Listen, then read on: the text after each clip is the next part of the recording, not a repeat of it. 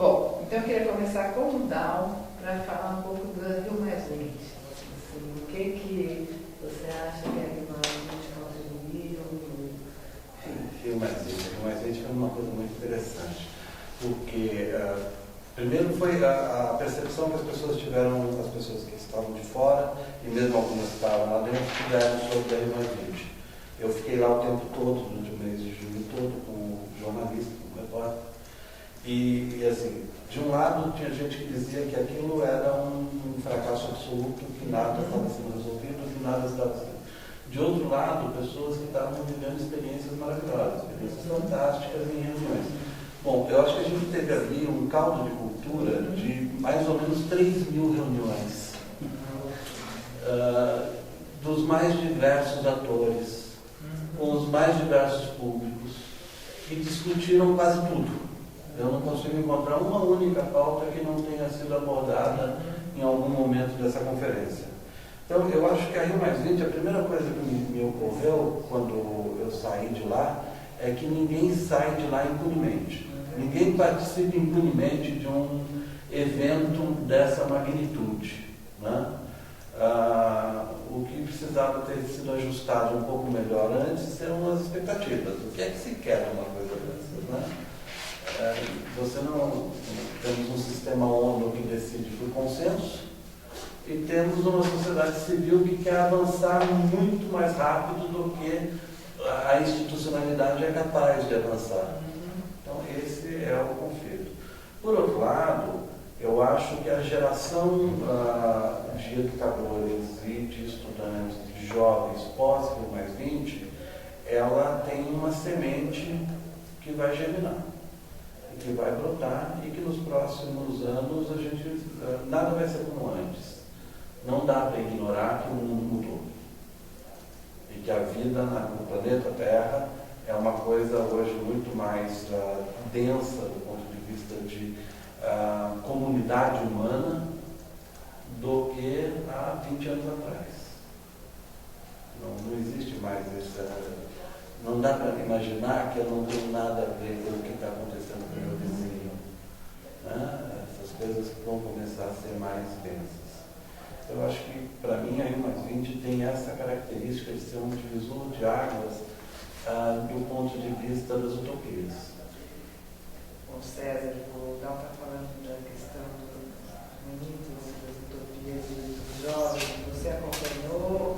Eu fui nas duas. E essa há 20 anos atrás. E agora? Os jovens. Eu acho que eu também concordo com o Dal. Acho que impressionou muito a participação. Né?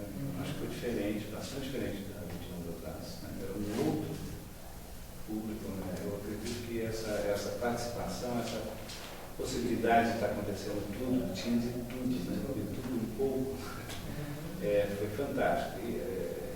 Mesmo com aquela divisão espacial que eu achei que o Rio de Janeiro uma coisa bastante, mas também que reflete o momento atual da sociedade mundial. Né? Você tinha um setor mais institucionalizado, mais governo, lá no Rio Centro. Né? Você tinha, vamos dizer assim, as empresas ali concentradas ali na Praia do Forte, e o movimento popular, as estruturas populares, a sociedade civil, de certa maneira, lá no Flamengo. Né? Tem uma visão assim, do primeiro, segundo, terceiro setor bastante desenhado na cidade, né? Estabelecido nela. Mas eu acho isso também, eu acho que o que ela mais, talvez o que ela produziu, ele não tem a noção da dimensão, né? Mas essa participação foi o que mais me chamou a atenção, essa participação de uma diversidade muito grande, né? Não só do Brasil, né? Da América Latina, do mundo todo, de gente do mundo todo, né? E a participação da juventude, eu acho que isso foi uma marca assim, muito forte, né? Sempre tanto nas passeatas, nas reuniões, em tudo quanto é tipo, isso mesmo, deu para perceber uma juventude bastante participativa e bastante descolada vamos dizer assim, de partidos, de movimentos tradicionais. Isso também foi uma outra... tem uma outra coisa acontecendo ali, e eu acho que ali também refletiu. E uma juventude bastante aguerrida com a própria juventude e a própria favorece, né? Eu assisti uma Então, foi fala muito legal. da Marina Silva lá, que ela falou que ela estava muito feliz porque que achava que era a primeira vez, talvez, o Rio de Janeiro estivesse se mobilizando da mesma forma que se mobiliza para o futebol e carnaval. Né? E realmente, quem participou foi uma mobilização da cidade toda. O fato dela estar deslocada, mesmo da cidade. Deu para perceber que eu fiquei lá 15 dias, então você vê o contato com o cidadão carioca, com ou visitantes ou turistas, tinha uma... Foi mesclado, né? Foi uma mesclada, a cidade se pulsou, né? Foi bastante pulsante, foi interessante. Mas vocês acham que surgiu alguma coisa? Isso é muito novo, mas assim, em termos de alguma direcionalidade ou o que trouxe em termos assim, bom, agora e agora? Né? Vocês conseguem? Eu acho que uma das coisas importantes é que é essa coisa que eu falei do resgate das utopias. Né? As pessoas saíram de lá querendo mais. Em quase todas as áreas, tanto empresas, eu conversei com executivos de grandes empresas, tiveram uma participação muito forte e saíram de lá repensando a sua gestão, repensando o seu modo de fazer negócio, o seu modo de se relacionar com os seus públicos. Do ponto de vista dos governos, eu fiquei também muito tempo dentro do Rio Centro. O que eu percebi, conversando com diplomatas, era, não, aqui a gente fez o que dá, mas nós vamos continuar trabalhando. Então, um incômodo de que fizeram pouco. A maior parte dos diplomatas saíram de lá com a sensação de que fizeram pouco e que tem que fazer mais. Então, eu tenho certeza que isso também vai ser uma semente dentro dos governos, dos caras trabalharem em função de melhorar a sua gestão nessa área. E do ponto de vista da sociedade civil, dos jovens e da sociedade civil organizada que estava lá, a impressão que eu tenho é que se arregaçou as mangas, sabe? Tá todo mundo trabalhando. As pessoas com quem eu encontro hoje já estão fazendo projetos, já estão propondo transformações, fazendo coisas que possam construir novos cenários. É nessa pensar, né? Vamos pensar assim, vamos aterrizando assim, não só mais gente o mundo, mas pensando no Brasil e nas nossas questões que a gente discute tanto aqui no SEMPEC, das questões da pobreza, do enfrentamento das desigualdades sociais, que tem muito a ver com as questões da sustentabilidade, mas pensando nas questões das desigualdades sociais, e é possível a gente pensar, ou como é possível a gente pensar e avançar nessa relação de uma educação mais ampla, uma educação que possa ter um olhar mais sistêmico, que traga cultura junto nesse enfrentamento da pobreza e das desigualdades sociais. Marisa, a questão que você me coloca é uma questão bastante complexa, né? Difícil até. Eu acho que a gente tem que levar em consideração que nós estamos vivendo um mundo onde as desigualdades aumentaram demais, seja aqui ou seja fora daqui, né? E em que, ao mesmo tempo que eu tenho esses momentos, que eu diria assim, uma Rio+20, uma Olimpíada qualquer, é uma grande oportunidade de ressuscitar e recuperar utopias, né? Mas no todo dia desta população em extrema situação de pobreza, a coisa não... essas utopias vão sendo castradas até, por conta de um cotidiano cheio de vulnerabilidade, né? Eu acho que algumas políticas vêm sendo contaminadas por essa ideia da sustentabilidade.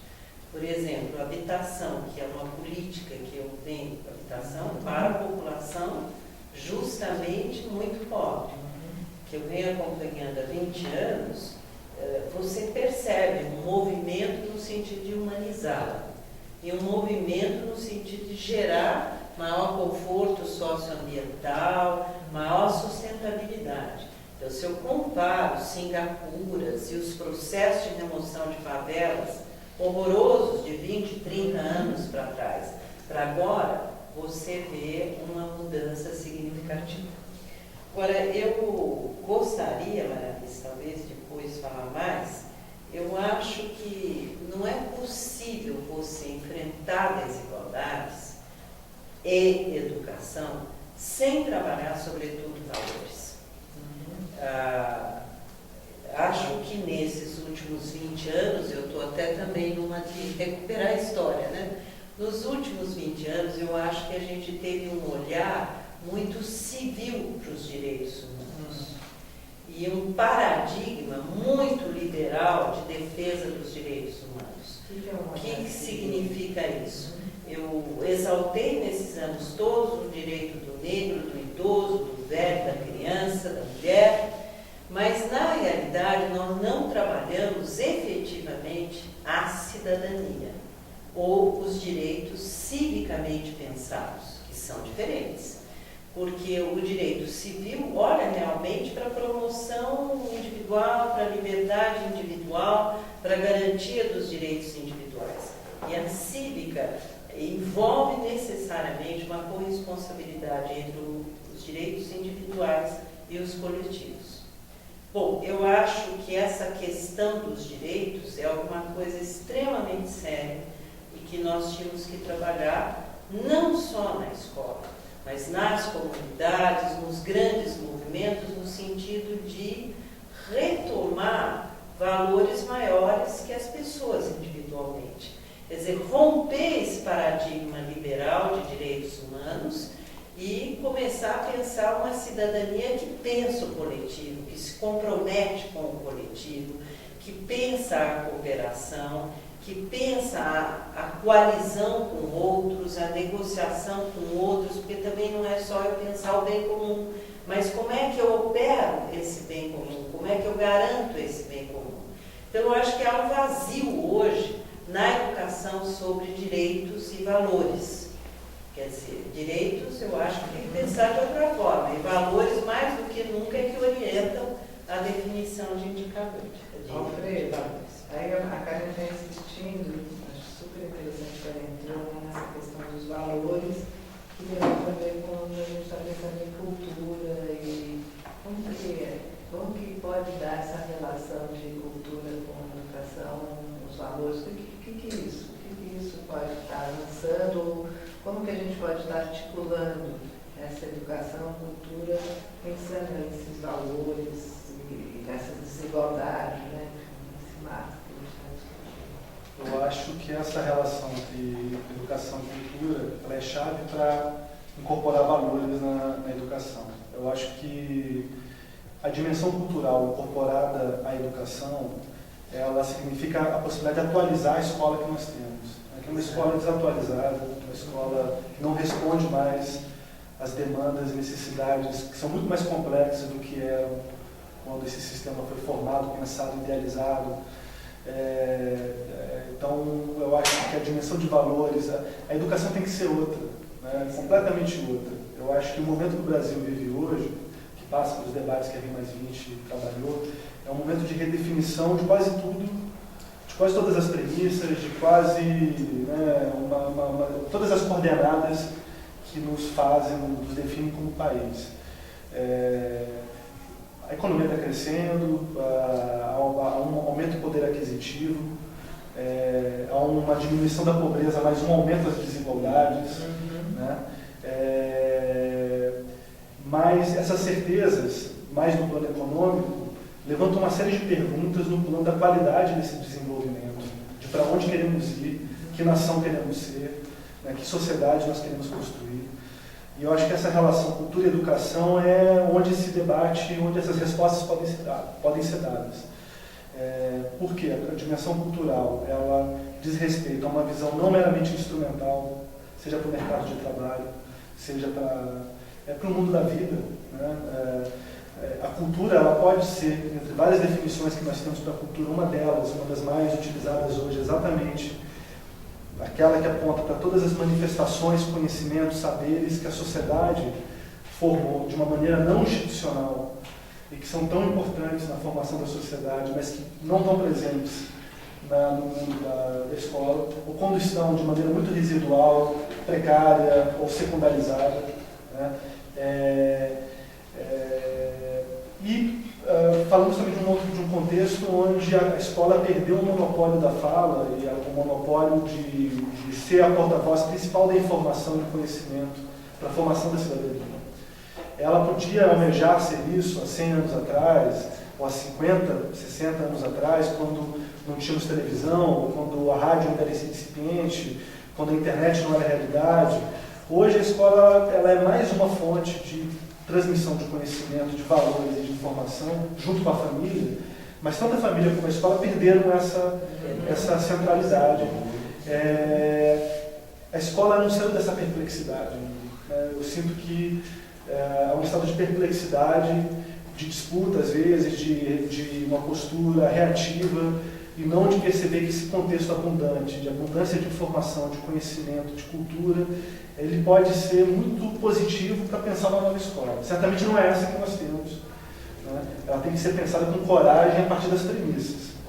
Com muita coragem, porque não é fácil você fazer as perguntas fundamentais, de novo. Mas me parece que a cultura e as artes, dentro da cultura, elas têm muito a contribuir no desenvolvimento de um sistema educacional atualizado, que dê conta de desafios, de formar um país para dar conta de temas como diversidade, né, democracia, valores democráticos, valores de direito de cidadania, informações básicas que a escola não nos oferece hoje, de pagar imposto de renda, entender quais são os seus direitos, nada disso é ensinado na escola. É preciso compreender de maneira empírica, fora do mundo do sistema de ensino, a questão republicana não está plenamente realizada no Brasil. Se não for a escola, quem vai ser? Quem vai constituir um sentimento republicano, de que somos uma república, das desigualdades regionais, a ideia de que todos os estados têm direito de se desenvolver de maneira econômica? Isso não está enraizado no Brasil. Existem preconceitos de ordem territorial, social, econômica, cultural.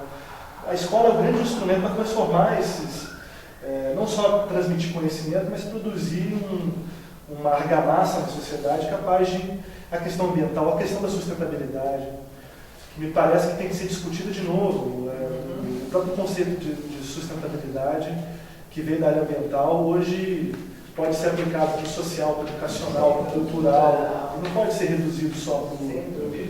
Então, ampliar essa noção de sustentável é fundamental, e a escola é que pode fazer. Então, enfim, são...